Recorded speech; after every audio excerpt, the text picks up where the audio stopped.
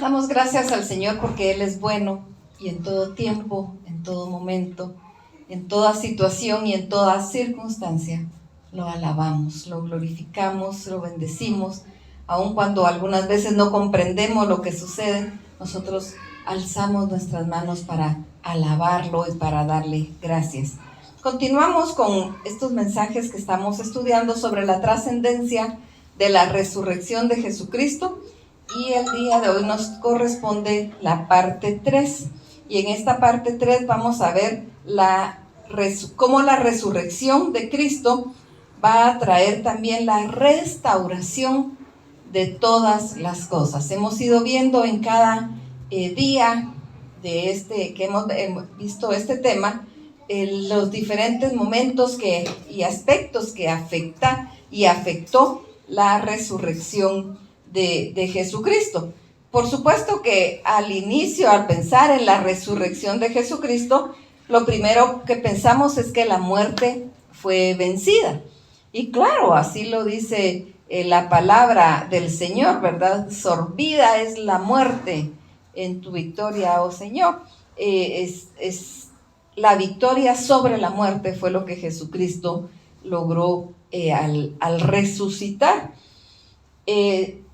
Sin embargo, hay muchas más situaciones que hemos estado estudiando que se lograron y que se van a lograr con la resurrección.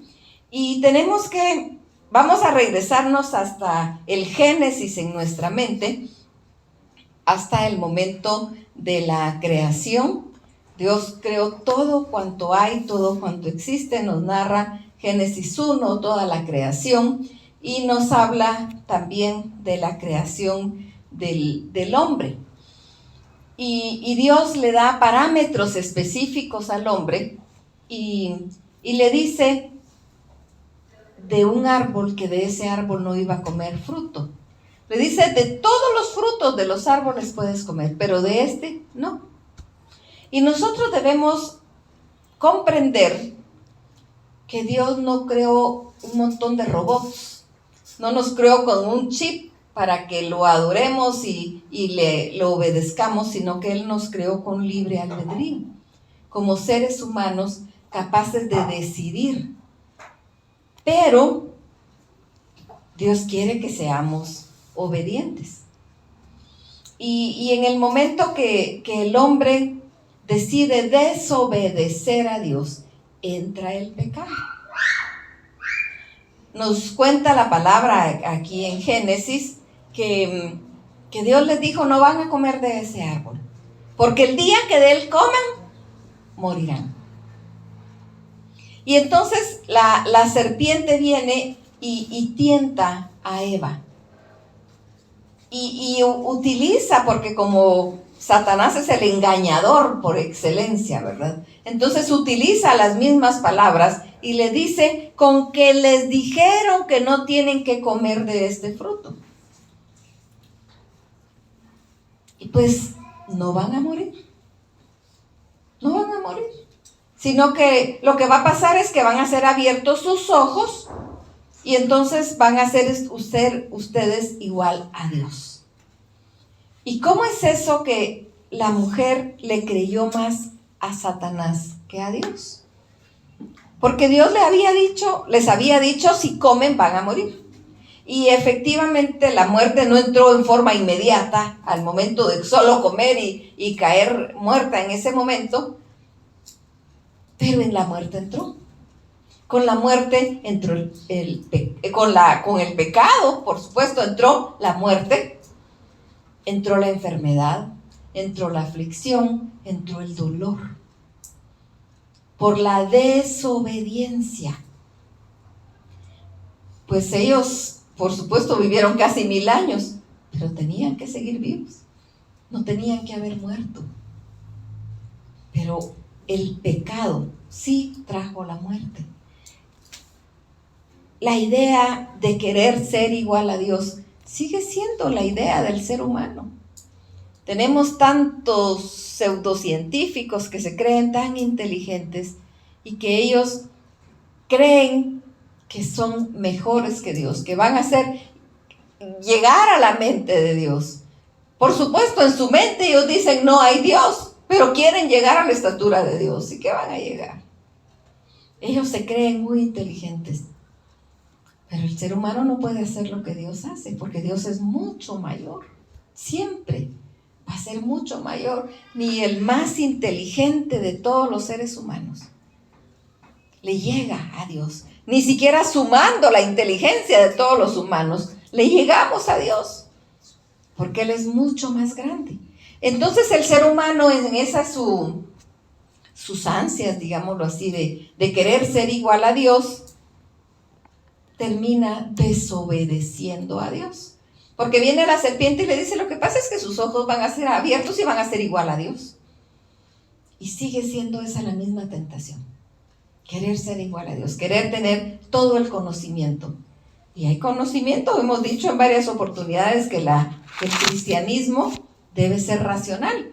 Pero hay aspectos que nosotros no logramos comprender y entonces los creemos por fe. Hay aspectos que nuestra razón no nos deja comprenderlo porque nuestra mente es finita y la de Dios es infinita. Entonces simplemente lo creemos por fe. Simplemente lo creemos por fe. Vamos a leer en Génesis capítulo 3, los versos del 17 al 19.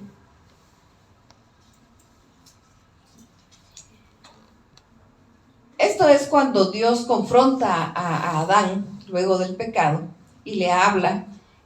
Y el 17 dice, y al hombre dijo, por cuanto obedeciste a la voz de tu mujer y comiste del árbol que te mandé diciendo, no comerás de él, maldita será la tierra por tu causa.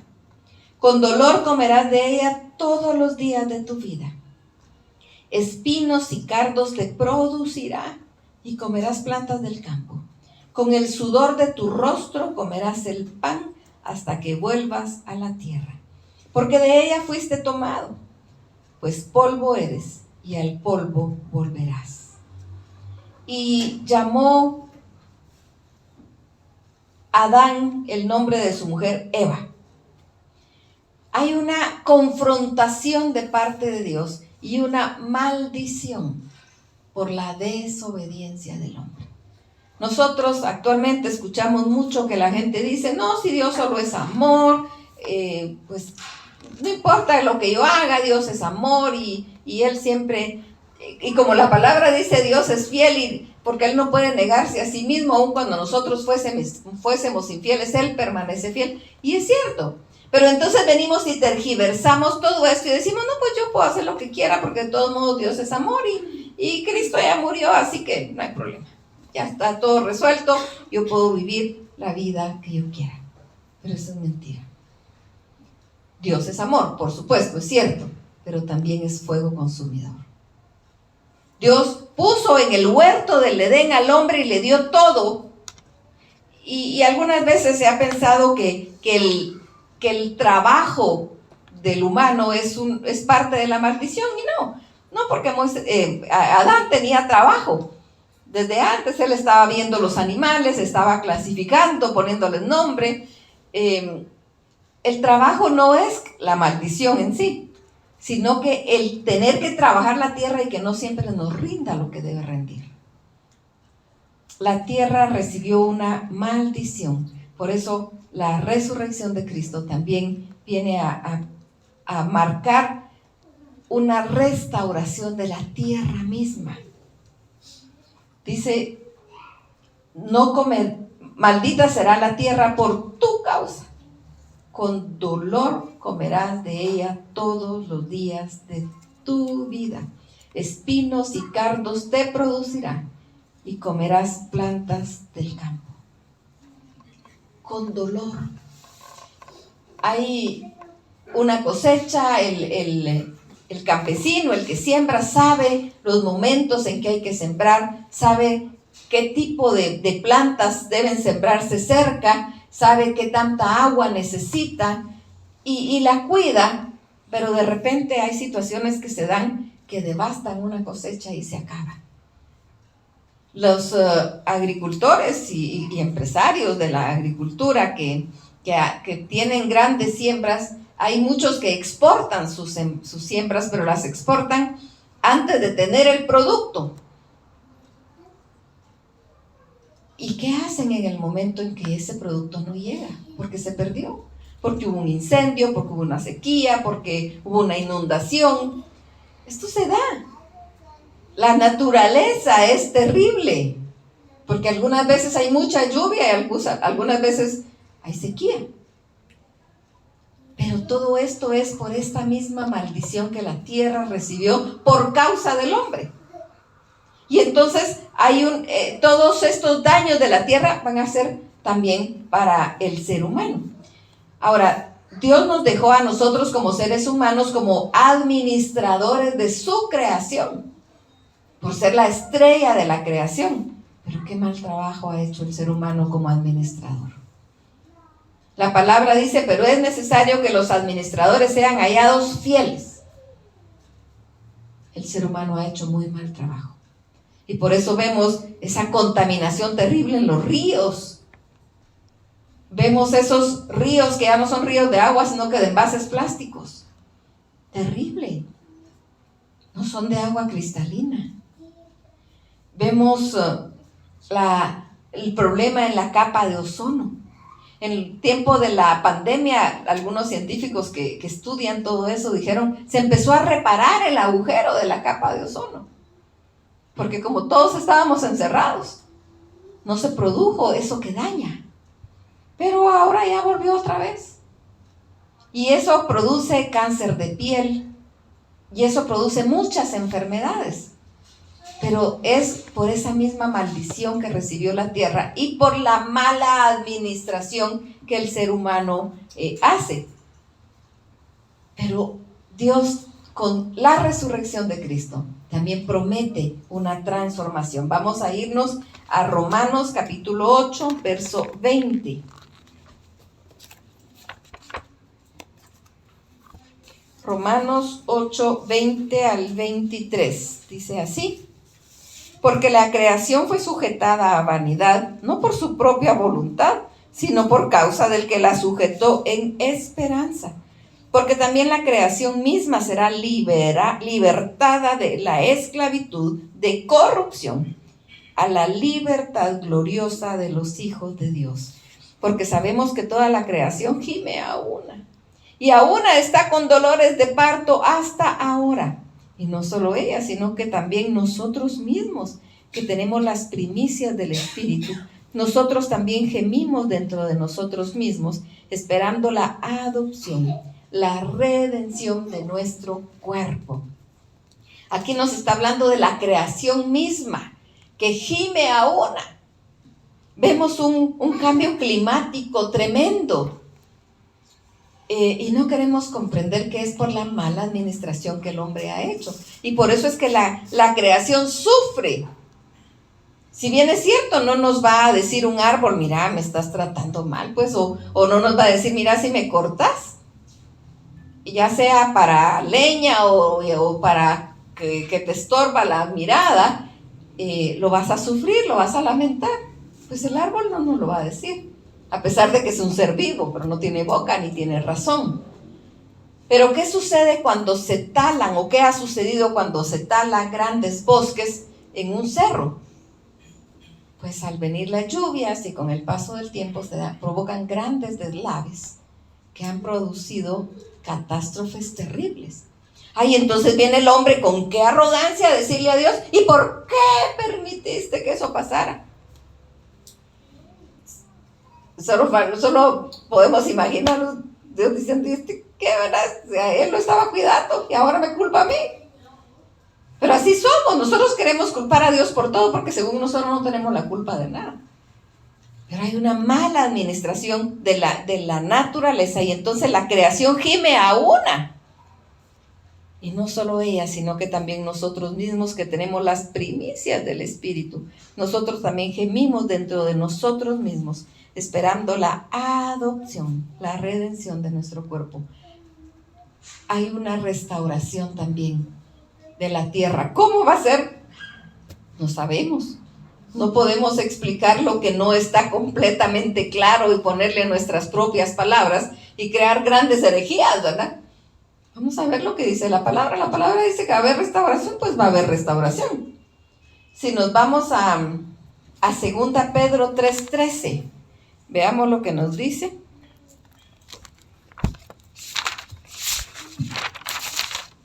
Pero nosotros esperamos según sus promesas, cielos nuevos y tierra nueva, en los cuales mora la justicia. Nosotros esperamos según sus promesas, cielo nuevo y tierra nueva, en los cuales mora la justicia. ¿Cuánta injusticia vemos nosotros en nuestro día a día? Vemos injusticia entre los mismos seres humanos, vemos injusticia de los malos jueces y administradores de la justicia que no hacen justicia. Están ahí para hacer justicia y no la hacen.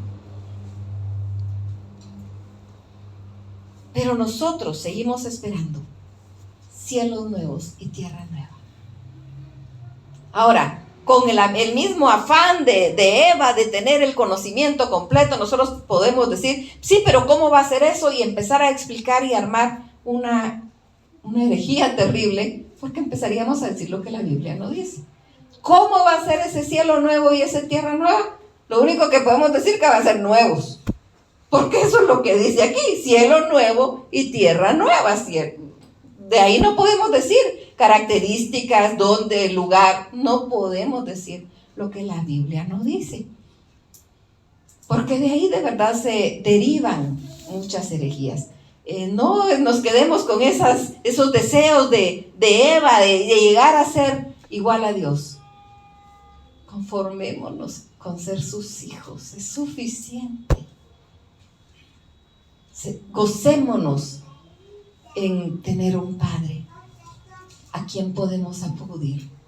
Vemos en la actualidad tanta paternidad irresponsable, que cuando nosotros le hablamos a una persona de Dios como Padre, dice, ay no, gracias, otro como el que tuve, no, muchas gracias, ¿verdad? Pero no, Dios es un buen Padre. Y si los seres humanos no hemos sabido cumplir los roles que nos corresponden y hemos sido malos padres, Dios sigue siendo buen Padre. Así que en Él sí podemos confiar, en Él sí podemos descansar. Y así como la resurrección viene a darnos la seguridad de que así como Cristo resucitó, nosotros también resucitaremos. Y como hemos visto, nuestro cuerpo también va a ser levantado de la tumba. ¿Cómo? El Señor sabe, no podemos explicar cómo. Estaba platicando con el Señor en estos días y le decía, en el momento que se da la concepción, empieza, pues biológicamente nos pueden explicar cómo empiezan las células a dividirse y ya empiezan a formar algo, ¿verdad? Algo que tiene ya algunas células y poco a poco va creciendo y formando más células, pero esas células de repente empiezan a cambiar para formar diferentes órganos, diferentes sistemas, hasta llegar a la semana 12 más o menos, en que ya se conformó completamente todo ese nuevo ser humano.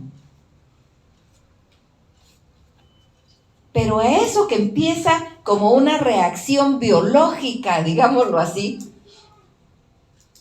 hay vida, tiene vida. Dios da ese soplo de vida. Cuando Dios creó al hombre con sus manos del polvo, del barro, lo formó, sopló en su nariz aliento de vida, le dio vida. Pues también a ese montón de células que empiezan y que los abortistas dicen, no, ahí no hay vida, solo es un montón de desechos biológicos. No, hay vida. Sí hay vida, desde el momento de la concepción hay vida. A pesar de que puedan analizar microscópicamente que el montón de células que empiezan a crecer y a dividirse y a multiplicarse, ahí ya hay una vida. Y eso es lo que Dios nos da. Ahora, nace el bebé, ya lo tenemos. En ese bebé no hay malicia. En ese bebé no hay maldad. Si él no sabe nada del mundo. Pero ¿cómo lo formamos nosotros como padres? Porque ahí también nosotros somos los responsables ante Dios de cómo vamos a formar al niño. Y entonces hay nuevas generaciones que dicen, no, pues yo nunca le voy a decir no a mi hijo. Todo que haga lo que él quiere y que él experimente. Entonces, ¿para qué tienen padres? Si nosotros estamos para guiarlos, para formarlos, para educarlos, para enseñarles el camino. Y como hijos de Dios también somos responsables de llevarlo ante el Señor para que reconozcan como su único y suficiente Salvador a Jesucristo. Esto es parte de lo que nosotros debemos vivir en nuestra vida como cristianos. La resurrección de Jesucristo es el fundamento por el que podemos estar seguros que tenemos un futuro con Cristo. Cuando Cristo se iba a ir, dijo, voy a ir a prepararles un lugar para que donde yo esté, vosotros también estéis. Él nos fue a preparar un lugar. Y ahí con Él vamos a estar seguros. Ahí en ese lugar donde no habrá llanto, ni tristeza, ni dolor, ni aflicción. Todo lo que vivimos aquí por el pecado. Y como hemos platicado en varias oportunidades, el pecado no necesariamente el pecado de la persona que está sufriendo el problema, aunque puede ser que sí. El pecado pues puede traer consigo enfermedad, dolor y todo lo que trae, devastación, tristeza, pobreza. Pero no siempre es de la persona que lo está sufriendo. Porque si fuera solo la persona que está viviendo en pecado, la que está enferma, no habría bebés enfermos. No nacerían niños enfermos. La enfermedad está en el mundo por el pecado que está en el mundo. Y todos los que estamos aquí en el mundo, a pesar que nosotros somos hijos de Dios, somos extranjeros y advenedizos, de todos modos somos afectos a la enfermedad. Así que nosotros tenemos que saber que estamos seguros, pero en Él. Veamos lo que nos dice Hechos 3:21.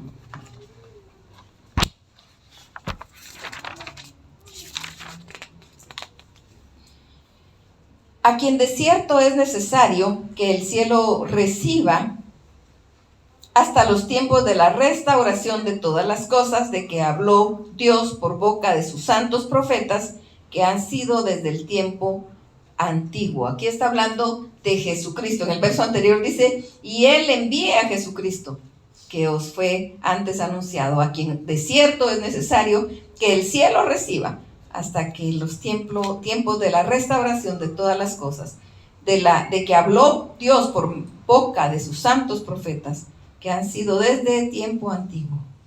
Es necesario, era necesario que Cristo viniera, era necesario que Cristo muriera, era necesario que Cristo resucitara, pero también era necesario que ascendiera.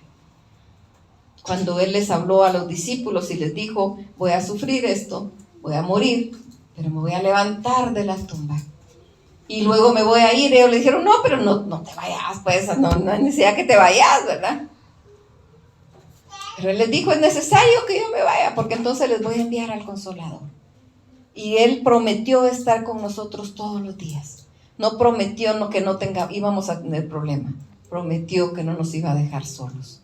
Así que en medio de las situaciones nosotros lo tenemos a Él. Así que debemos estar seguros que hacia dónde vamos. Y debemos estar seguros que el cuerpo aun cuando se deshaga en la tumba, va a ser levantado por el Señor, porque Él es el que da la vida. Si Cristo no hubiera resucitado, realmente la palabra dice, y si Cristo no resucitó, pues vana es nuestra fe. Si Él no hubiera resucitado, solo sería pues un hombre más, un muerto más, un profeta más. ¿Cuántos movimientos religiosos hay en el mundo Y todos tienen grandes profetas y saben dónde están sus tumbas. Y saben que están enterrados ahí. Pueden decir, nació en tal lugar, en tal fecha, y murió en tal lugar, en tal fecha. Y aquí están depositados sus restos. De Cristo nadie puede decir eso. Ni siquiera podemos decir cuándo nació. Solo más o menos aproximado que nació como en el siglo IV antes de nuestra era. Ni siquiera fue con el nacimiento de Cristo que empezó el año 0, no, si no sabemos exacta la fecha. No sabemos el año, mucho menos vamos a ver el día y el mes, ¿verdad? Por supuesto, nosotros celebramos y damos gracias a Dios por el nacimiento de Cristo, pero no hay una fecha específica. Pero Él vino y Él murió, pero exacta la fecha tampoco la tenemos. Y por supuesto sabemos que fue enterrado, en una tumba de ricos, digamos, que José de Arimatea pidió el cuerpo y lo llevó a una propiedad de él para enterrarlo. Eran tumbas diferentes que a las actuales, porque eran como cuevas donde la gente podía entrar, porque la costumbre era que al tercer día ungían el cuerpo con especias aromáticas. Y eso era lo que iban a hacer las mujeres, a ungir el cuerpo.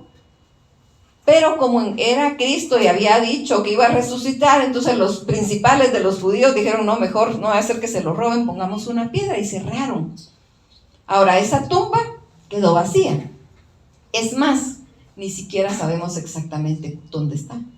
Por supuesto, en Jerusalén hay comercio, ¿verdad? Y quiere conocer dónde estuvo Cristo. Son mentiras, pues. No es ese el lugar. ¿Y saben por qué no sabemos cuál es el lugar?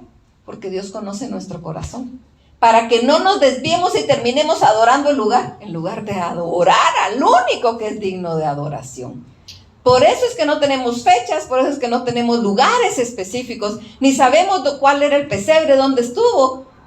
O sea, ahora se inventan y ponen, y hasta de oro, creo que es la paja que tiene. Eso es tan ilógico el ser humano, ¿verdad? Porque ni modo, es comercio, todo es comercio, y se lucra con ese morbo, con esa necesidad del ser humano, que es el principio de la idolatría, de ver para adorar. Entonces terminan, yo quiero tener un pedacito de la paja que estaba en el pesebre donde nació Cristo. ¿Y para qué? Mejor tenemos a Cristo en nuestro corazón, que Él no se quedó muerto, Él resucitó, y todas las cosas, todo lo creado por Él, va a ser restaurado a causa de su resurrección. Así que recordemos esto. Hay una restauración. Eso es lo que hemos estado viendo en pasajes del Antiguo y del Nuevo Testamento. Restauración de todas las cosas, que viene por la resurrección de Jesucristo. Gracias, Padre Santo. Gracias, bendito. Gracias por tanto amor. Señor, ayúdanos a deshacernos de tanta basura, de tantas cosas que pueda haber en nuestra mente que nos desvíe de ti, que nos desvíe de darte la honra y la gloria solo a ti, y nos haga terminar adorando al objeto en lugar de adorar al Rey de Reyes y Señor de Señores. Gracias porque tú nos das esa seguridad de que como Cristo resucitó, nosotros también resucitaremos, y que tú vas a restaurar toda tu creación, porque es tuya, para tu honra y para tu gloria. Gracias, Santo. Te pedimos que en lo que nosotros estamos aquí en la tierra, podamos ser instrumentos fieles tuyos, podamos depender de ti en todo y saber a dónde vamos. Gracias, Santo. Tú conoces el corazón de cada uno que está escuchando este mensaje, tanto aquí como en casa, Señor. Toca los corazones, y si hay alguno que está escuchando el mensaje que aún no es tu hijo, toca su corazón, Padre. Quita las escamas de sus ojos, confróntalo como lo hiciste con Saulo, y que pueda venir ante ti y entregar su corazón y ser recibido por hijo. Gracias, bendito, te amamos, te adoramos, te glorificamos. En el nombre de Cristo Jesús. Amén. Amén. Señor los bendiga.